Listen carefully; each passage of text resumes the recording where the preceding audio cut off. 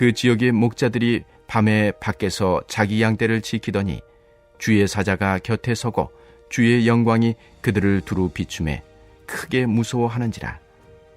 천사가 이르되 무서워하지 말라. 보라, 내가 온 백성에게 미칠 큰 기쁨의 좋은 소식을 너희에게 전하노라. 오늘 다윗의 동네에 너희를 위하여 구주가 나셨으니 곧 그리스도 주시니라. 너희가 가서 강보에 쌓여 구유에 뉘어있는 아기를 보리니 이것이 너희에게 표적이니라 하더니 호련히 수많은 천군이 그 천사들과 함께 하나님을 찬송하여 이르되 지극히 높은 곳에서는 하나님께 영광이요 땅에서는 하나님이 기뻐하신 사람들 중에 평화로다 하니라. 천사들이 떠나 하늘로 올라가니 목자가 서로 말하되 이제 베들레헴으로 가서 주께서 우리에게 알리신 바 이 이루어진 일을 보자 하고 빨리 가서 마리아와 요셉과 구유에 누인 아기를 찾아서 보고 천사가 자기들에게 이 아기에 대하여 말한 것을 전하니 듣는 자가 다 목자들이 그들에게 말한 것들을 놀랍게 여기되 마리아는 이 모든 말을 마음에 새기어 생각하니라. 목자들은 자기들에게 이르던 바와 같이 듣고 본 그 모든 것으로 인하여 하나님께 영광을 돌리고 찬송하며 돌아가니라. 메리 크리스마스. 이 땅 위에 평화의 왕으로 오실 아기 예수님의 탄생을 기다리는 성도님 모두에게 하나님의 은혜가 가득하시기를 주님의 이름으로 간절히 소망합니다. 오늘 본문은 크게 예수님의 탄생 소식을 전하는 천사들과 그 소식을 듣게 된 목자들의 반응에 관한 내용을 담고 있습니다.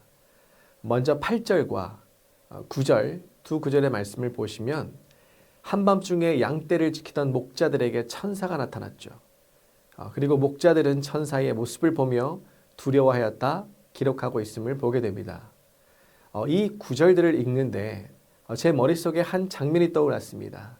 지난달 27일이었죠. 오전 1시 13분 누리호가 발사되었습니다. 이번 발사는 정부가 아닌 민간이 주도하는 첫 우주 발사이고 또 최초로 야간에 이루어지는 발사였다는 점에서 의미가 남다른 발사였죠. 그 역사적인 발사 장면을 담은 유튜브에 올라온 여러 영상 중에 어느 한 누리꾼에 의해 촬영된 영상 한 편을 제가 시청했습니다.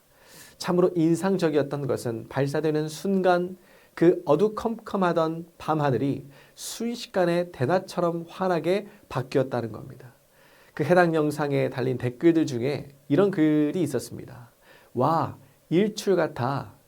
이분도 대낮처럼 환해지는 광경이 인상적이었던 것 같습니다. 그리고 이런 댓글도 있었습니다. 천사 같아.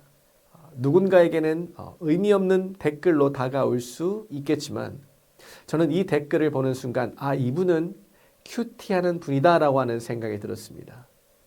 밤하늘이 순식간에 대낮처럼 바뀌는 광경을 보며 천사 같다라고 말할 수 있는 건 오늘 본문을 묵상한 경험이 있지 않고서는 떠올릴 수 없는 표현 아니겠습니까? 이와 비슷한 광경을 목자들 또한 보았을 거란 거죠. 식별이 어려울 만큼 어두운 밤, 목자들은 난데없이 강렬한 빛과 함께 온 사방이 대낮처럼 밝아지는 것과 광채의 옷을 입고 나타난 천사를 보았습니다. 목자들 앞에 나타난 천사는 말하지요. 보라, 내가 온 백성에게 미칠 큰 기쁨의 좋은 소식을 너희에게 전하노라. 여기서 보시면 기쁨의 소식이라는 표현 앞에 크다는 표현을 사용하고 있는데 원어로는 메가스라고 해서 기본적으로는 거대한이라는 뜻을 지니면서 그 외에도 으뜸의, 위대한, 탁월한이라는 뜻들도 지니고 있습니다. 해석하자면 큰 기쁨이란 어떤 기쁨이겠습니까? The joy of joys. 기쁨 중에 기쁨이라는 거죠. 그 어떤 것과도 비교할 수 없는 기쁨이라는 뜻입니다. 이전에도 없었고 앞으로도 없을 기쁨의 소식. 그것은 무엇입니까? 오늘 본문 11절 말씀에 기록되어 있습니다. 이 말씀을 저와 여러분이 함께 읽겠습니다. 오늘 다윗의 동네에 너희를 위하여 구주가 나셨으니 곧 그리스도 주시니라. 아멘. 그 기쁨의 소식은 무엇입니까? 구주가 나셨다라고 하는 소식이라 성경은 말씀하고 있죠. 그럼 구주가 나셨다는 소식이 왜 기쁨의 소식이라 성경은 말씀하고 있습니까? 이것이 중요하죠. 첫 번째, 그 이유는 오늘 구주가 나셨기 때문입니다. 먼 훗날 언제 일어날지 모를 그런 일이 아니라 지금 이 일이 이루어졌기 때문이죠. 그간의 오랜 기다림이 끝이 나고 오늘 이 일이 이루어졌기에 기쁨인 것입니다. 두 번째, 그 이유는 다윗의 동네에 구주가 나셨기 때문입니다. 다윗의 동네에 구주가 나셨다라고 하는 것은 어쩌다가 생겨난 일이라는 뜻이 아니라 처음부터 끝까지 하나님의 계획하심 아래 이루어진 일이라는 뜻입니다. 베들레헴 에브라다야, 너는 유다 족속 중에 작을지라도 이스라엘을 다스릴 자가 내게로 나올 것이라 라고 하는 미가서 5장 2절의 말씀이 성취된 것이죠. 그러하기에 다윗의 동네에 구주가 나셨다라고 하는 것이 기쁨이 되는 것입니다. 세 번째, 그 이유는 너희를 위하여 구주가 나셨기 때문입니다. 여기서 너희는 예수님의 탄생 소식을 들었던 목자들에게만 해당된 것이 아니죠. 물론 1차적으로는 목자들이겠지만 이 소식은 온 백성을 위한 소식입니다. 그렇다는 것은 누구를 위해 구주가 나셨다는 말과도 같습니까? 우리를 위해 구주가 나셨다라는 것입니다. 우리에게도 적용되는 소식인 것이죠. 즉, 이 소식은 나를 위한 소식인 것입니다. 그래서 기쁨이 되는 것이죠. 크리스마스가 다가오면 반짝이는 전구와 트리, 화려한 장식으로 집안 곳곳을 꾸미기도 하고 평소 가깝게 지내거나 연인 사이인 사람들은 함께 시간을 보내기도 하고 또 준비한 선물을 주고받으면서 서로를 향한 사랑을 고백하기도 하고 또 한 해를 마무리하고 휴식을 취하는 의미를 담아 특별한 추억을 만들고 유대감을 쌓아가고자 각종 이벤트를 준비하여서 함께 음식을 먹고 교제하는 그런 시간을 이 크리스마스 시기에 보내기도 합니다. 말 그대로 크리스마스는 모두가 즐길 수 있는 기쁨의 축제로 자리매김한 것이죠. 시기적으로도 연말 분위기를 한껏 띄우는데 안성맞춤인 축제가 되었습니다. 하지만 오늘 본문이 우리에게 전하고 있는 메시지죠. 성탄을 기뻐해야 할 진짜 이유. 그 이유는 무엇이라 말씀하고 있습니까? 우리를 위하여. 그렇죠. 우리를 위하여 그리스도가 나셨기 때문이다라는 것입니다. 하나님과 동등됨을 취할 것으로 여기지 아니하시고 오히려 자기를 비워 종의 형체를 가지시사 사람들과 같이 되시고 사람의 모양으로 나타나사 우리를 위하여 십자가에 죽으시려 그리스도께서 이 땅 가운데 오셨기 때문이라는 것입니다. 이것이 우리의 기쁨의 이유가 되어야 한다는 것이죠. 그럼 여러분은 우리를 위해 이 땅에 오신 그리스도를 기뻐하고 계십니까? 진정 그리스도께서 이 땅에 오신 사실이 여러분에게 기쁨이 되고 있습니까? 이때 우리는 이 질문 앞에 한 가지 의문을 품게 됩니다. 그것은 그리스도를 기뻐한다라고 하는 것은 과연 어떤 모습인가 하는 것입니다. 마음이 즐겁고 만족스러운 어떤 감정의 상태를 말하는 것일까요? 미소를 짓거나 활짝 웃는 모습을 말하는 것일까요? 아니면 박수를 치거나 손을 높이 드는 등 신이 나는 행동을 가리키는 것일까요?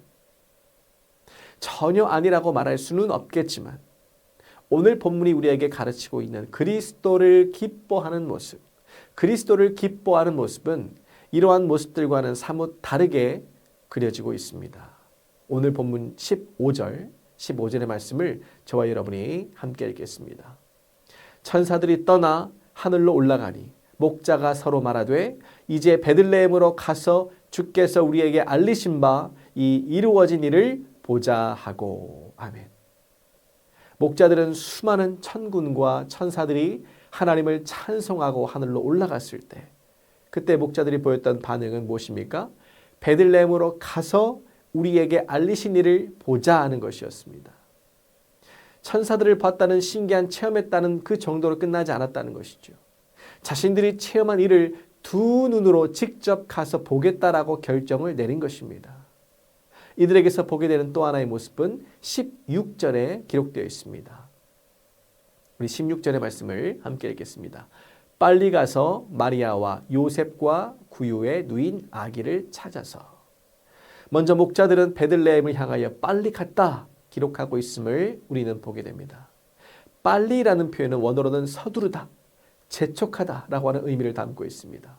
말 그대로 목자들은 어떤 망설임이나 어떠한 머뭇거림 하나 없이 베들레헴을 향하여 조금도 지체하지 않고 갔다라는 것이죠. 그리고 목자들은 빨리 가서 마리아와 요셉과 아기를 찾았다라고 기록하고 있습니다. 여기서 찾아서라는 표현은 원어로는 부지런히 탐색해서라는 뜻입니다.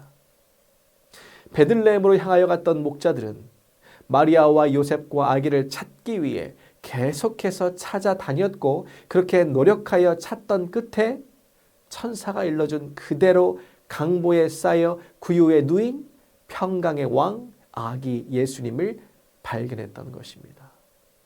이들은 목자들이었습니다. 이들이 졸린 눈을 비벼가며 한밤중에 깨어 있었던 이유가 무엇이었습니까? 한밤중에 추위와 싸워가면서 들판에 나와 있었던 이유가 무엇이었습니까? 맹수의 습격 등 위험을 감수하면서까지 양떼를 지켰던 이유가 무엇입니까? 저들은 목자들이기 때문이죠. 다시 말해 이들에게는 자신들의 양들을 돌보는 일, 이것보다 더 중요하고 더 우선하는 일은 없었다라는 것입니다. 그런데 오늘 본문 속 목자들의 모습을 보세요.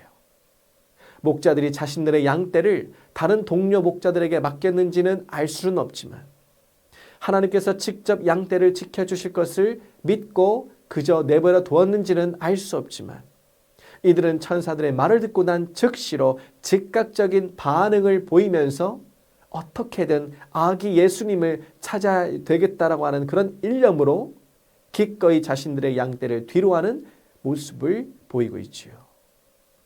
제가 광야를 읽다라는 책을 읽어보았는데 그 책에 보면 광야에서 양을 치는 베두인들의 이야기가 등장합니다. 이들이 광야에서 살아남을 수 있는 단 한 가지 방법은 양을 치는 것이다라고 하는 대목이 나와요. 양을 통해 물이 없는 광야에서 매일 신선한 우유를 공급받을 수가 있고 그 우유로 요구르트나 치즈를 만들어 먹을 수도 있고 또 양털로는 옷을 지어서 입을 수도 있고 가죽으로는 장막을 만들거나 물을 담는 부대를 만들 수도 있고 양이 죽으면 고기를 먹고 뼈로는 연장으로 사용할 수 있고 양의 분뇨는 잘 말리면 화력이 좋은 연료감이 될 수 있다라고 하는 그런 내용이 기록되어 있습니다. 그런데 이렇게 생존과 직결되는 양떼를 목자들이 뒤로 했다? 양떼를 맡겼든 내버려 두었든 양떼를 뒤로 한 채로 아기 예수님을 찾으러 즉각적으로 베들레헴으로 찾으러 갔다? 여러분 상상이 가십니까? 상식적으로는 도저히 이해되지가 않죠. 하지만 그만큼 우리에게 감동적으로 다가오는 것이 있습니다. 아기 예수님의 탄생이 얼마나 기뻤으면 그러했느냐라는 것이죠. 천사들이 전해준 말이 저들에게 얼마나 큰 기쁨이었으면 가진 전부로 할 수 있는 양떼를 뒤로 할 수 있었겠느냐 하는 것입니다. 목자들에게 양떼는 어떤 것과도 견줄 수 없는 소중한 자산이었죠. 하지만 곧 다윗의 동네에 나실 그리스도 주여 하나님께서 그의 백성을 구원하시기 위해 보내시겠다라고 그렇게 약속하신 바로 메시아로 오시는 아기 예수님을 만나는 것보다 더 우선할 수는 없었던 겁니다. 목자로서의 정체성과 책임감을 내려놓을 만큼 설령 모조리 잃을 수도 있다라고 하는 우려조차 내려놓을 만큼 그리스도 주가 되시는 아기 예수님을 만나는 것, 이것은 저들의 인생에 있어서 가장 고귀한 가치요 숙원이요 소망이었던 것입니다. 이러한 결단과 노력 끝에 구유에 누이신 아기 예수님을 보게 되었을 때 여러분 목자들의 마음은 어땠겠습니까? 이제껏 누리지 못했던 주체할 수 없는 기쁨이 그들 안에 충만했겠죠. 그러했기에 천사들이 전하여 준 아기에 관한 말을 만나는 사람마다 전하고 그 모든 것으로 인하여서 성경에 기록하기를 하나님께 영광을 돌리고 찬송했다라고 말씀하고 있는 것 아니겠습니까? 어쩌면 이들은 양떼 곁을 지키지 않고 자리를 비운 탓에 맹수들의 습격을 받아 많은 수의 양을 잃었을 수도 있고 도적들에 의해 많은 수의 양을 빼앗겼을지도 모릅니다. 하지만 설령 실제 그러한 일이 벌어졌다고 한들 이 목자들은 후회했을까요? 땅을 치며 후회하며 섣부르게 판단하고 행동했노라며 울고 불며하며 자신들에게 나타났었던 천사들을 원망했을까요? 역시나 가정에 불과하지만 천사들의 말을 듣고서 즉각적으로 행동했던 목자들의 모습을 고려해 볼 때 양떼를 잃은 것은 아쉬울 수는 있겠지만 분명 후회하지는 않았을 것이라고. 오히려 자신들이 겪은 일에 대하여서 평생에 걸쳐서 자랑 삼았을 것이라고 저는 그렇게 생각을 합니다. 왜일까? 왜이겠습니까? 아기 예수님의 탄생 소식을 들었다는 것. 아기 예수님을 만나기 위해 베들레헴으로 향했다는 것. 그리고 그곳에서 아기 예수님을 찾기 위해 부지런히 노력했다는 것. 그리고 노력 끝에 결국 아기 예수님을 만났다는 것. 여러분, 이것은 저들의 인생에 있어서, 그 목자들의 인생에 있어서 그 무엇과도 바꿀 수 없는 최고의 기쁨이요 최고의 가치였기 때문입니다. 이러한 목자들의 모습은 성탄을 맞이하는 우리의 모습을 생각하게 합니다. 자신들의 그 자산을 기꺼이 내어놓으면서 그 자산까지도 모조리 내려놓고 자신들이 기울일 수 있는 최선으로 아기 예수님을 찾아 나섰던 그 목자들의 모습이 과연 우리에게도 있느냐, 이것을 묻게 되는 것이죠. 우리는 성탄을 맞이하여서 우리의 시간과 돈과 열정을 어디에 쏟고 있습니까? 만약 어디에서 놀까, 무엇을 살까, 무엇을 할까, 무엇을 즐길까에 집중한다면, 이것이 성탄을 맞이하는 우리의 주된 관심거리라고 한다면, 여기에 시간과 돈과 열정을 쏟으려 하고 있다면 그런 사람에게 예수님의 탄생 소식은 아무런 가치 없는 소식일 것입니다. 하지만 성탄을 맞이하여 화려한 외관 장식으로 치장한 백화점을 향하지 않고 축제와 공연 등 즐거운 분위기를 연출하는 놀이공원을 찾지 않고 도시나 여행 명소를 찾거나 유흥업소로 발길을 향하지 않고 성탄의 의미를 되새기며 그 의미를 기념하는 예배의 자리를 찾는 일이 나에게 있어서 그 어떤 것보다 가치 있는 일이라고 그렇게 여겨진다고 한다면, 여기에 나의 시간과 돈과 열정을 쏟는 일이 전혀 아깝지 않다라고 여겨진다고 한다면 그런 사람에게 예수님의 탄생 소식은 큰 기쁨의 소식으로 다가올 것입니다. 자, 이제 내일이면 성탄절입니다. 여러분은 성탄절을 어떻게 보내실 계획을 세우셨습니까? 개인의 욕구를 충족시키려는 기대감으로 부풀어 여기에 나의 시간과 나의 돈과 나의 열정을 쏟아붓는 성탄절, 아기 예수님의 탄생과는 상관없는 연말 축제일로 보내실 계획을 세우셨습니까? 아니면 예수님을 이 땅에 보내신 하나님의 뜻에 감사하며 우리를 죄에서 구하실 아기 예수님의 그 나심과 그 오심을 기뻐하는 성탄절, 아기 예수님의 탄생에 집중하는 거룩한 날로 보내실 계획을 세우셨습니까? 예수님으로 인하여 기뻐하고 기뻐하는 성탄절을 보내시기를 바랍니다.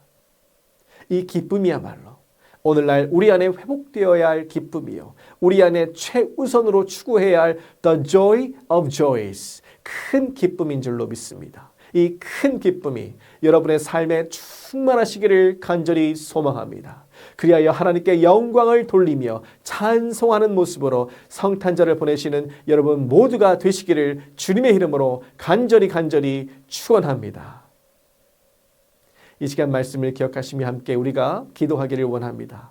먼저 함께 기도할 것은 아기 예수님의 탄생과는 상관없는 기쁨으로 성탄절을 채워가는 그런 세상과는 달리 오늘 본문 속 목자들처럼 아기 예수님의 탄생이 우리 마음에 큰 기쁨이 되어 우리 삶에 큰 기쁨이 되게 충만하게 하여 주옵소서.